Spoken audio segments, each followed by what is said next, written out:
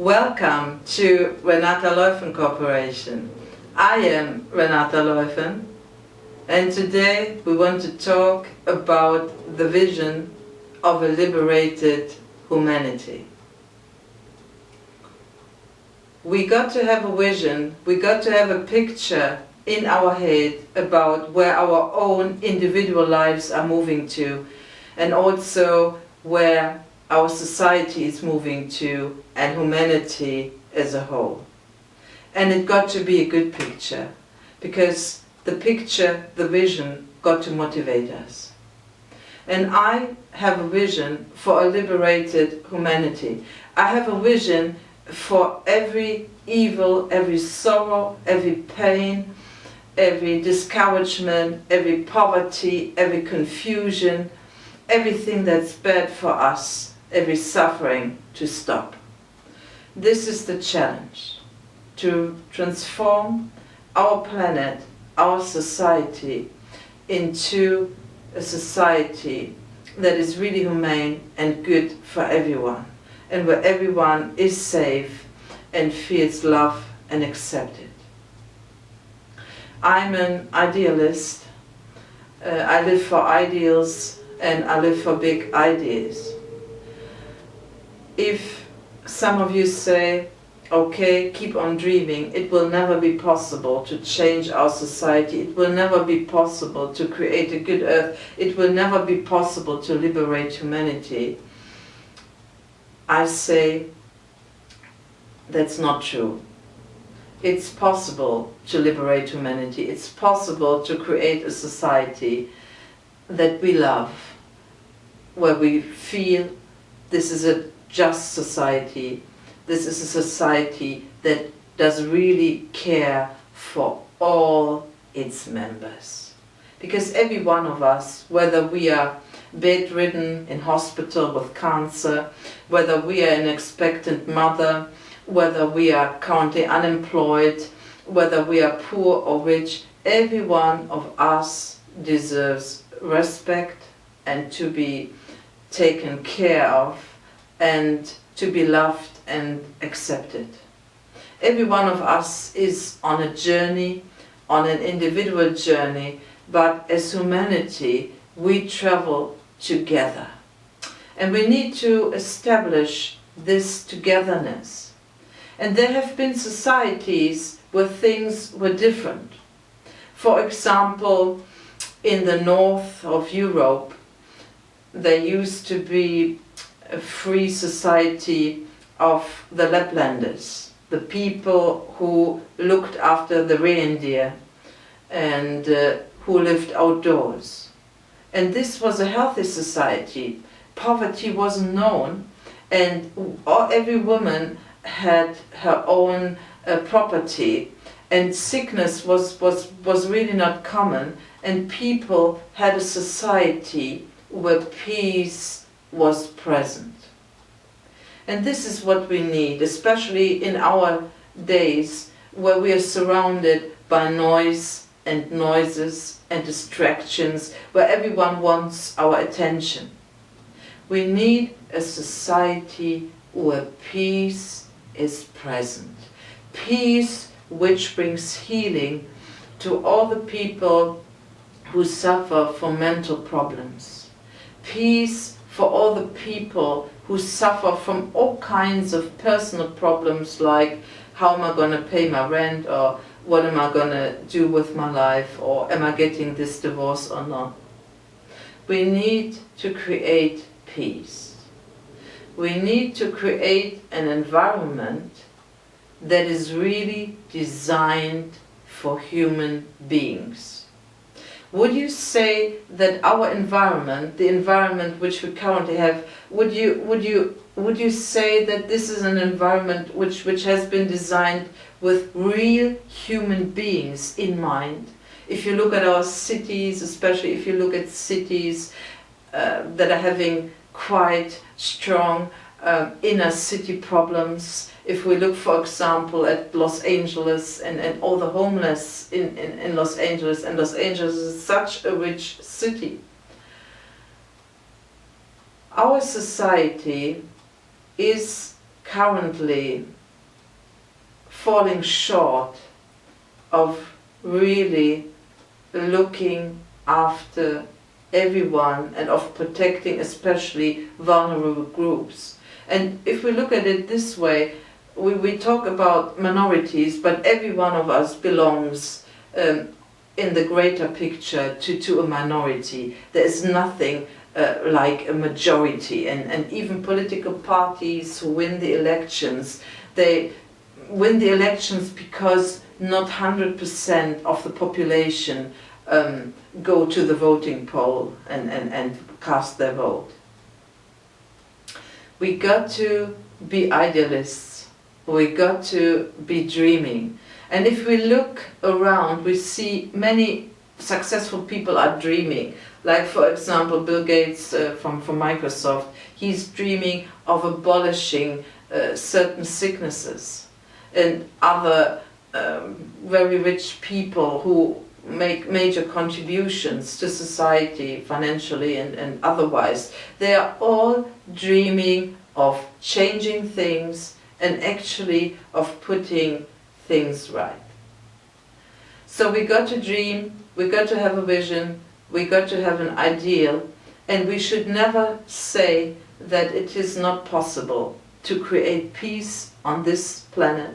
We should never say it's not possible for everyone to have more than enough on this planet, because if we say so, if we accept poverty, we are cruel to the people who are every day looking for food, like on the rubbish dams in South America and Africa and other places. We should never accept that even a single person on this planet has to have a hard life and a bad life. There is no reason for any one of us truly to suffer, because we are all part of humanity, and humanity has the greatest resources. There is so much money going on, there is so much food going on, clothes and everything, that humanity as a whole would be able today to abolish poverty, also ignorance and human suffering. And we got to get a positive picture into our minds. And we all have been programmed when we were young. We were programmed with all sorts of lies and misperceptions and bad words and evil connotations. And we started to create a reality based simply on untruths and non-realities and on words from people who didn't know the way themselves. Today we got to look for a way to liberate every person who lives on this planet. And we got to think in new ways.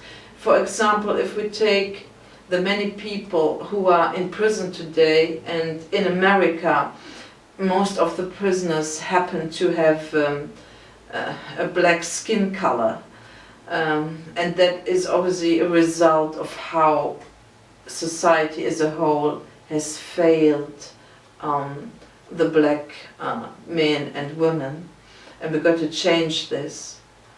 But if we look at the people who are in prison today, why are they in prison? Because they didn't know the way. They didn't know the way to abundance, to get the things that they want by honest means. They didn't know how to attain happiness without causing harm to somebody else. And if we look at the prisoners, and then if we look at ourselves, we are all prisoners until everyone on this planet is liberated. Liberated from fear, liberated from poverty, liberated from a distorted and negative self-image, liberated from not knowing what their purpose and what their destiny is.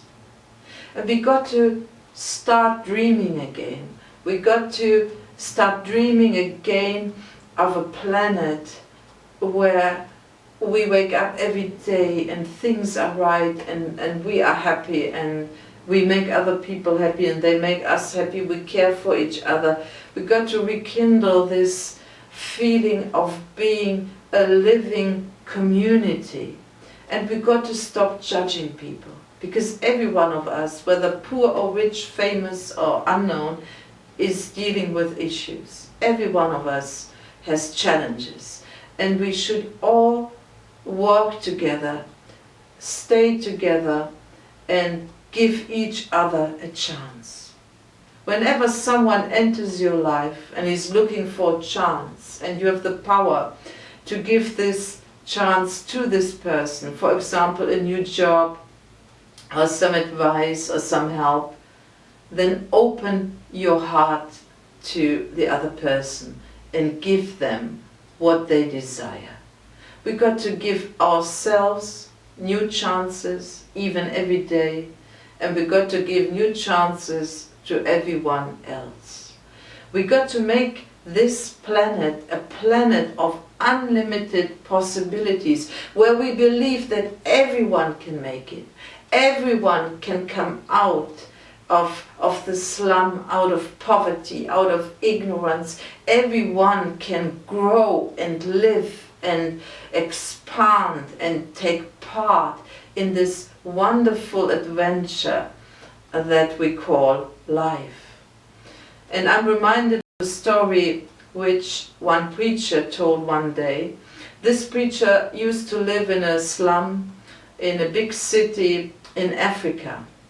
And he started to develop himself and to rewire his brain with different new ideas and concepts, and he started seeing himself successful, and then got a good job, and then opened up his first company and actually managed to move out of the slum. And he told how about 20 years later he and his wife visited the slum again, and all of their neighbors and everyone who had lived there 20 years before was still living there. Why don't we rescue each other?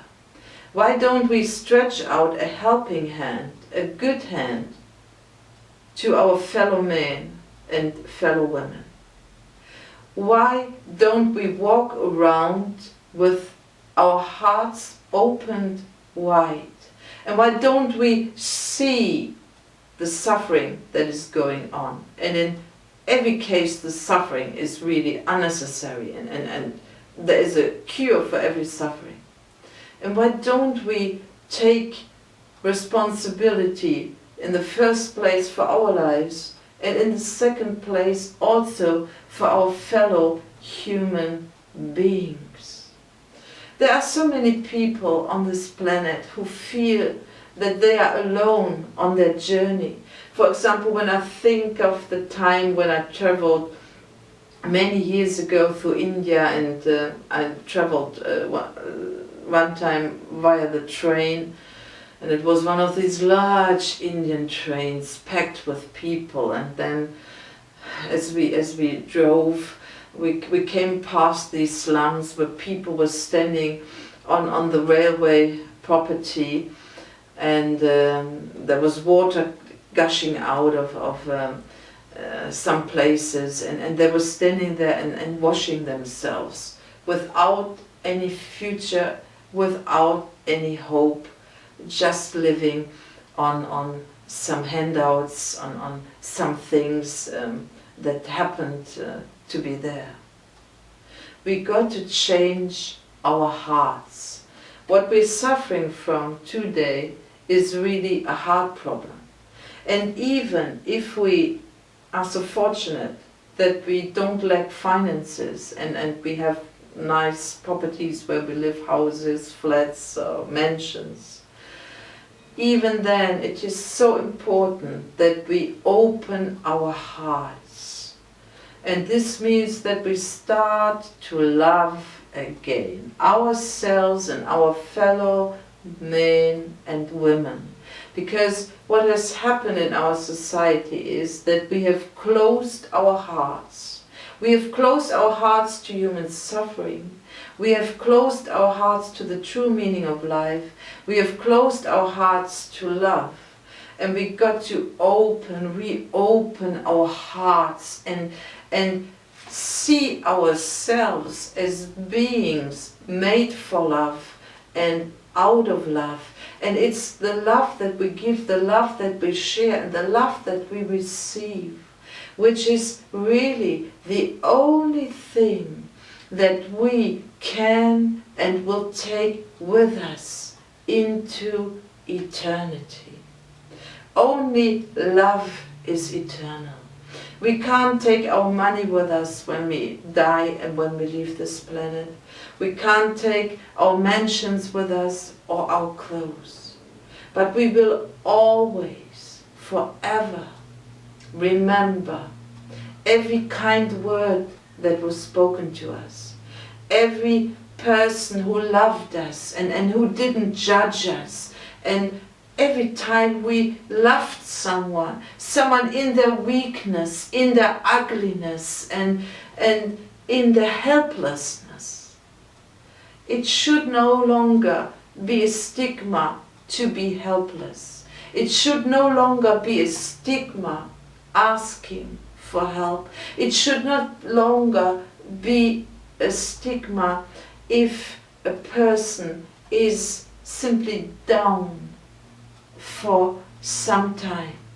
We got to believe that we got the power, that we have the love inside of us to lift every person up, to help the weak to find their inner strength again, to help the hopeless to find an answer and a solution for the situation, and to also help the discontent to discover themselves. Why don't we all embark on an inward journey and discover who we truly are, our greatness, the gifts and the talents which every one of us has been given, and our dreams, because every one of us has a dream, has a heart desire of something wonderful and great and unique to happen in their lives. Why don't we start to love again? This world would be so much brighter, so much nicer, so much easier, and so much happier if we would start to love again. Ourselves, our families, our friends, our colleagues, our neighbors, our cities, our countries, our continents, this whole world. This is what we need. Love is the only power that can lift everyone up out of everything. Love is the greatest power. It's greater than death, greater than poverty, greater than sickness. And why don't we go out to give love? Why don't we go into our hospitals and visit the dying, the terminally sick, the children who are there?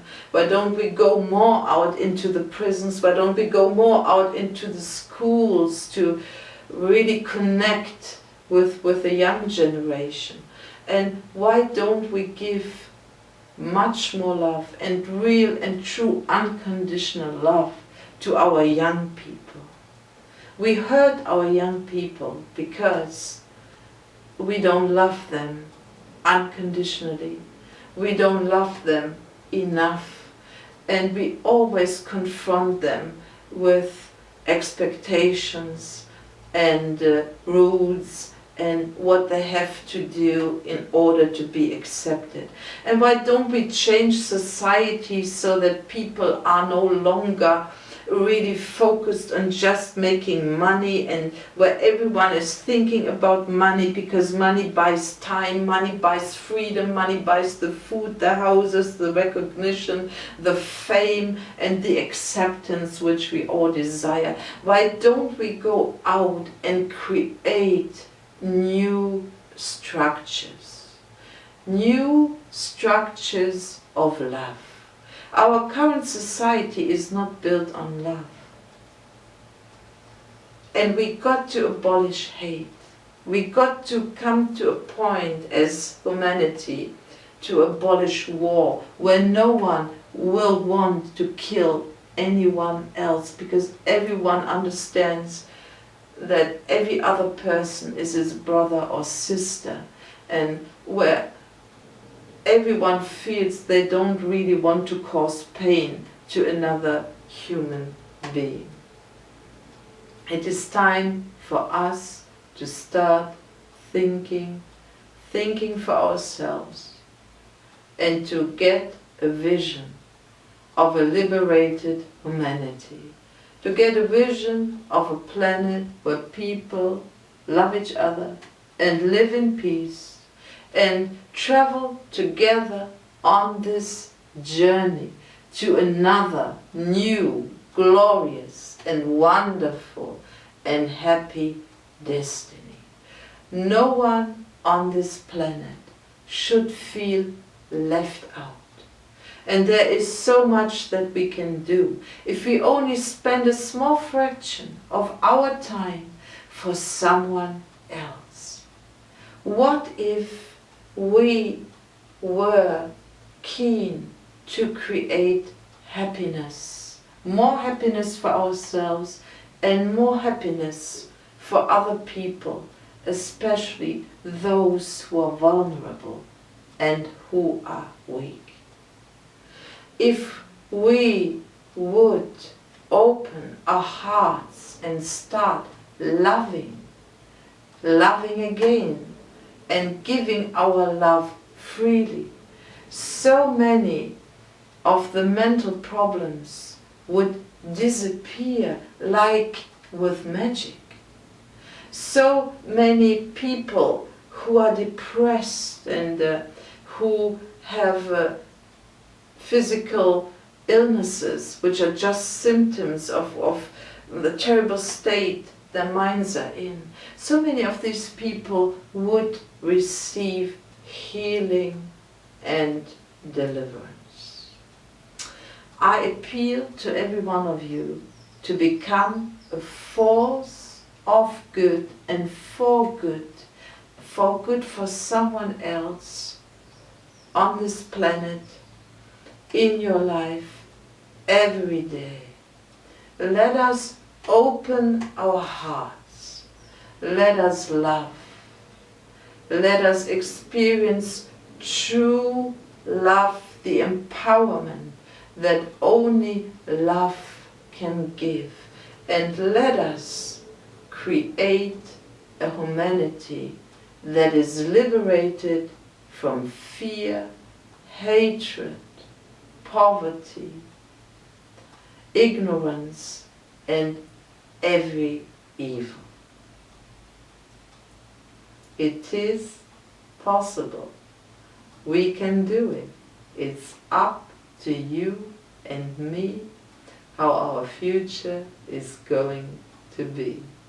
And if we don't take action today, then the good things will stay far away and they will never happen.